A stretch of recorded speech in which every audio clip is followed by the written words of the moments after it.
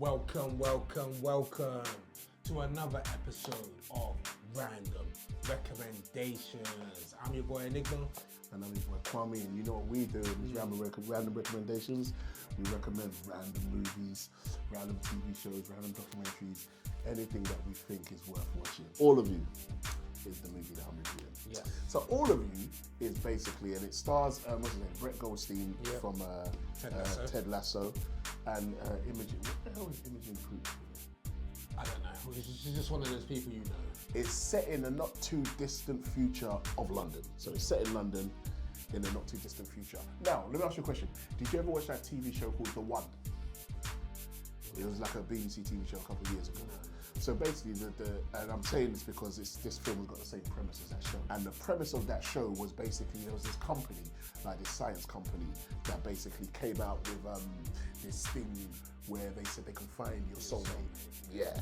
And you go to this company and they'll basically sort out, if anyone can go and anyone can find out. So it gets mad popular, loads of people go, and then the premise is around people who are obviously with people. It's gonna cause a lot of breakups because people are then gonna find their soulmates and then go with them. This film has virtually the same premise. So it's this company called Soul Connects, and like I'm saying, it's in not too distant future.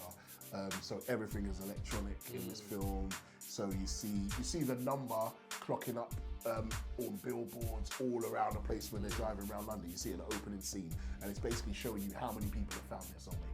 So the numbers is clocking up 10,000, 20, 30, 40, 50,000, 100,000, 200,000, goes into the millions. So many people going to the company and basically finding their soulmate. Now, the storyline is based around this couple who are best friends, this guy and a girl who have been best friends since uni. And the film starts with them on their way to this place, Soul Connects, because she wants to find her soulmate. Yes. And they're good friends, they're close, or they hang out all the time, all they do is catch joke and whatnot. And then he's basically offered to pay. So she's like, okay, cool, you're gonna find me. They're basically having a discussion on their way to this place. And she's hell-bent on finding her soulmate. And he's like, cool, I'll pay for it to get you sorted out. And she's like, so you're not gonna do it yourself? I was like, no, I don't want it. I think the whole idea is stupid. So he's adamant that the idea is dumb because it doesn't mean anything. So the premise of the whole movie is basically, she finds her soulmate, she gets with him, they get together, they get married, they have children. She sets his best friend, her, who finds her soulmate, sets him up, or has been trying to set him up with her friends, so she sets him up with one of her good friends. She thinks they'll be good together, whatever. The problem is, a lot of people, when they see these two together, feel like, what's up with you two? Like, you two, why don't you get together? You don't get close and all that stuff. No, we're just good friends from uni. So the best friend of hers that she sets him up with, one time they're all out to dinner because they end up getting together, and then they all go to dinner with her new husband, her soulmate, and the two of them. Yeah. And she sees something at that dinner, and she's like, this nigga's in love with her. Nah, there's something about these two. Nah, man, fuck this relationship. So she basically ends up breaking up with him, and he never knows why, because she doesn't tell him. We know, as the audience, we can see, because we see the moment when she clocks, basically. And then basically, we go through the series of these two's lives, basically, over the next few years. She, like I said, gets married to her soulmate, and they have a kid, but these two kind of remain close. And then a situation happens, I think, where somebody dies in her family, and he goes to the funeral, and after the funeral, they kind of have an emotional moment, and then they have a deep conversation, which eventually leads to them two having an affair. And the whole, as in the two best friends, yeah. They've never done anything together in the past ever until this moment, and this is ultimately where the movie goes. It's about these two, her finding your soulmate versus knowing who you think you're supposed to be with. Yeah. Interesting. Yeah. Is it a comedy or is it more serious? It's only a comedy because he's funny. He has funny quips in it, and it's supposed to be. It's more of a romantic drama. But they say it's a romantic comedy. It's not funny. It's not a comedy like that. It's really not. And it's sad because, I'll say that it's sad because it's a British comedy, and it would have worked with British humour. He's got funny quips in it and says funny bits and funny lines, but that's the only part of this that is a comedy. Okay, so like, Which is weird. I'm not a rom-com guy, so I'm Yeah. just comparing it to like Anyone But You, Glenn Powell and Sydney Sweeney. Is it? No. It's not like, No, okay. not even in the slightest, which is weird. It's not even like, did you ever watch About Time No. with Donald Gleason? Because I was going to say, if anything, it's close to that, but it's not even that level of comedy. Because that's a romantic comedy, but actually does have funny parts, but it's still very much a drama. It's almost like a romantic dramedy, I would say. In fact, yes, there you go. I'll give it that title. So romantic dramedy. Yeah. But this is also, would you say, kind of sci-fi as well? Sci-fi fantasy because of the whole, the futuristic aspect and the whole finding your one. That's also kind of unrealistic sort of thing. How is, because I've only seen him in Ted Lasso, how is Brett Goldstein as an actor? Because I literally have only really seen him in that. He is very much that, just without the gravelly voice. Okay. He's the same. Pretty much the same. Yeah, he's the same character. Okay. He's the same. He even delivers the humour the same. Okay. Yeah, just everything without the voice. Okay. And without the,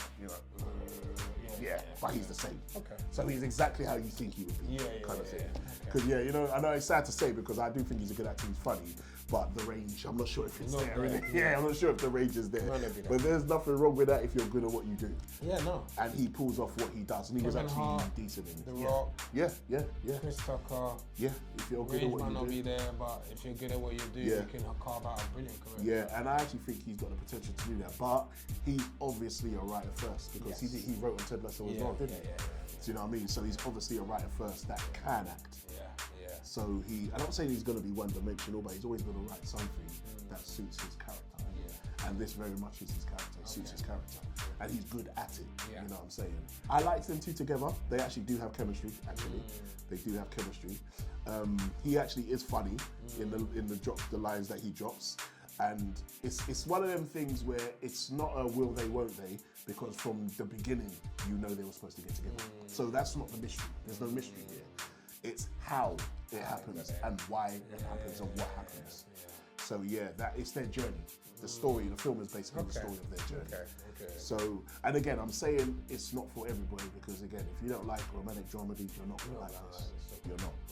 But I'm a fan of this genre, so I would watch something like this. Yeah.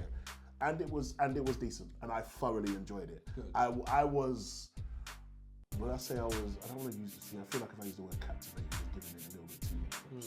I don't want to say I was captivated. I was interested. Yeah, it kept you interested. It kept me interested. Yeah. I'm not going to say it was like, it was amazing and everyone should go watch this. No, but I liked it. It held your interest. It did, it held my interest for the duration of it. And the fact that it's not a long movie, it's a 100-minute movie, like we always talk about, which is probably one of the reasons why I like it actually, because it didn't overstay its welcome, which a lot of movies do these days. You know, if it had reached to 2 hours, I probably wouldn't have been happy. But the fact that it barely touches 100 minutes, it's basically, it gets to the point. It kind of stays on topic, which I think is good. It stays on topic, which is basically, it focuses on these two characters' relationship, on their friendship. It really focuses on that.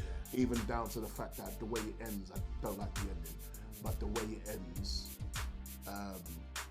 ends because of where their relationship goes. So it really does focus on their relationship. It doesn't really step out of bounds. It stays within the confines of the relationship.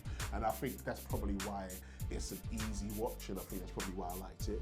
Because sometimes I don't like when a movie gives itself too big a scope. Just stay on topic, stick to the topic, get to the point, we're focused on this story. You know who our main characters are, and within this film, you know who your main characters are. It's these two, and everybody in their circumference, in their circle. Especially her best friend. And I actually think it's a very realistic story. Very realistic story. Like anyone who's seen, you know, the male and female best friend trope. Yes. And that film, that's been going on since the 80s. You know, Some Kind of Wonderful, if you remember that old school 80s movie, 16 Candles.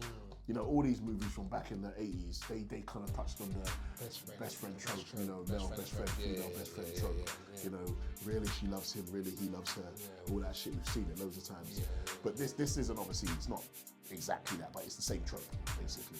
So yeah, it's actually a decent movie. Yeah. I enjoyed it. Anybody that likes this genre, I would recommend watching it. Yes, it's decent.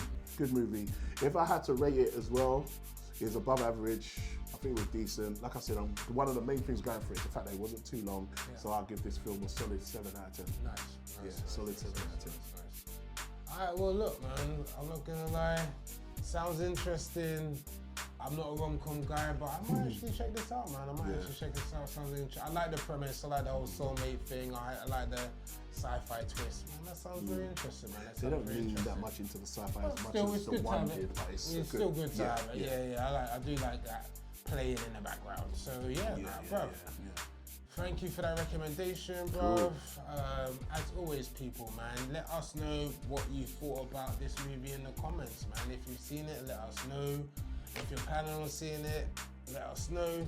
We're more than happy to chop up with you guys and just go back and forth on even just the rom-com genre in general. And let us know what your favorite rom-com or your most good question. What's your best rom-com? What's your best romantic dramedy? Let us know, man. Drop a line in the comments, man. We'd be happy to discuss those ones, man. As always, if you could drop a like and subscribe, that'd be much appreciated. And I've been your boy Enigma. And I've been your boy Kwame. And this has been a random recommendation. Yeah, peace.